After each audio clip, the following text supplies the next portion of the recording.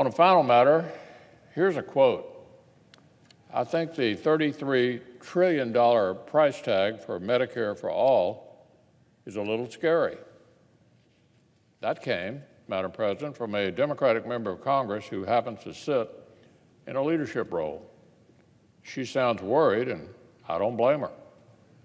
The new House Democrat majority has wasted no time at all, rolling out one half-baked socialist proposal after another.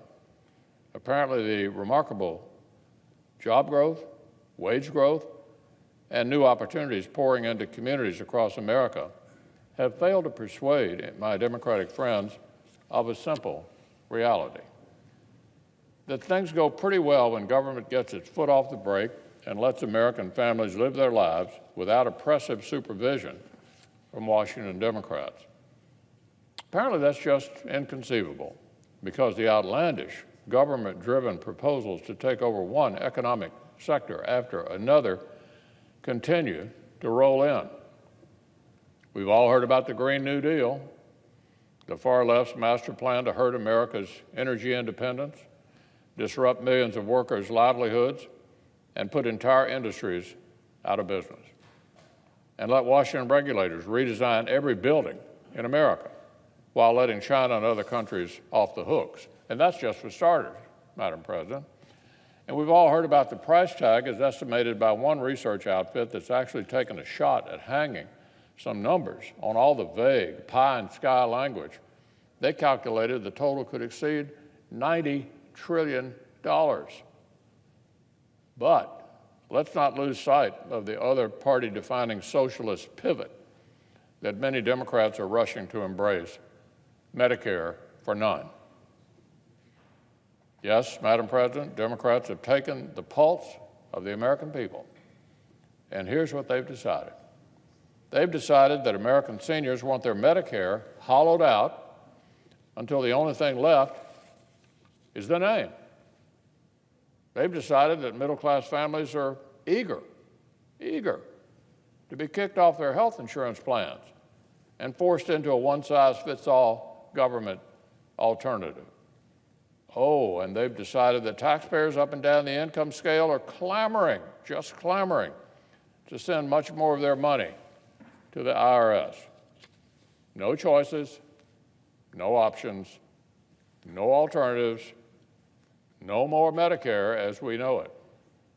Every single American has to obediently take a seat and buckle up for the Democrats' wild ride toward government-run health insurance. The sequel to Obamacare and its soaring premiums is coming soon to a Democratic press conference near you. And this time, they want to turn the entire system over to those bureaucrats and make it unlawful to possess competing private coverage. That sends quite a message, doesn't it? My colleagues are so confident American families will love their new government-mandated health care plan that they feel compelled to outlaw any competition. So it's already been quite an experience watching liberal leaders grapple publicly with the question of whether, in fact, their movement is seriously going to double down on these socialist policies. Michael Bloomberg said this sort of proposal, quote, would bankrupt us for a very long time. Speaker Pelosi herself had to wonder publicly, how do you pay for that? Well, if you're Vermont or Colorado, two places that have flirted with the idea of single-payer health care, there's a simple answer. You don't pay for it because you can't.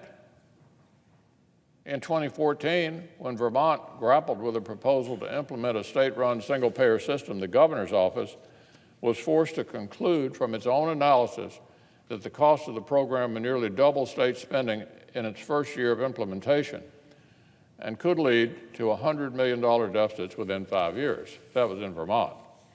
In 2016, Colorado Democrats put forward a ballot measure to pursue this in their state. Once again, the program's costs were projected to exceed the entire state's budget. So voters rejected it. In Colorado, 80% of them rejected it, to be exact. Those are just 2 states.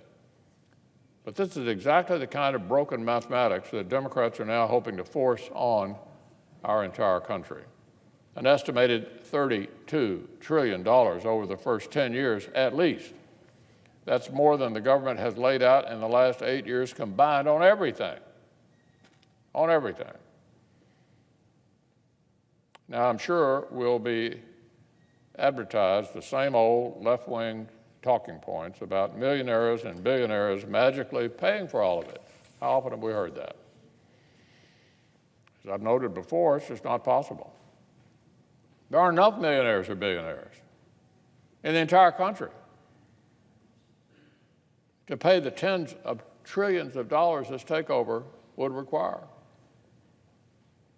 Even if the IRS seized every cent Americans earned beyond $1 million, all of it, took all their money, it wouldn't even cover half the hole in this proposal would leave in the Treasury. That's why one economist wrote, "The simple fact is that Medicare for all would require a dramatic shift in the federal tax structure and a substantial tax increase for almost all Americans. Almost all Americans." Even leading Democrats can't help but laugh at this stuff. This was Governor Andrew Cuomo of New York describing this idea in the context of his own state.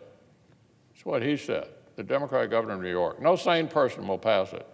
You would double everyone's taxes. You want to do that?" So parts of the Democratic Party here in Congress are running toward a policy that's even the stalwart liberal governor of New York derides as out of this world expensive and impractical. No wonder some Democrats are worried about the radical rumblings within their party. Fortunately, the American people don't have to worry a bit, at least not for now. This craziness will never get through the United States Senate.